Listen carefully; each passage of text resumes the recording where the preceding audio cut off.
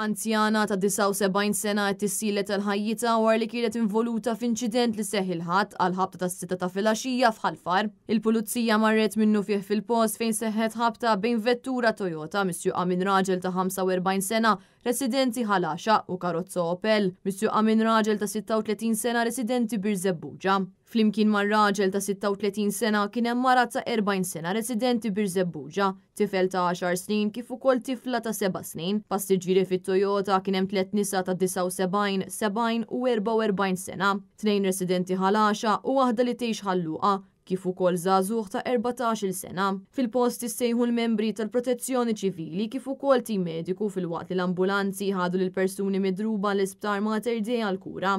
Aktar tard l-anzjana ta' 79 sena ġiet iċċertifikata li weġġet serjament u li tinsab fil-periklu tal-mewt filwaqt li l-mara ta' 70 sena u ż-żagħżugħ ġew iċċertifikati li weġġew ħafif. Bil-każ ġie infurmat il-Maġistrat tal-Għassa Ian Farrugia li ħatar diversi esperti sabiex jassistuh fl-inkjesta li ġiet appuntata filwaqt l-investigazzjonijiet tal-pulizija għadhom għaddejjin.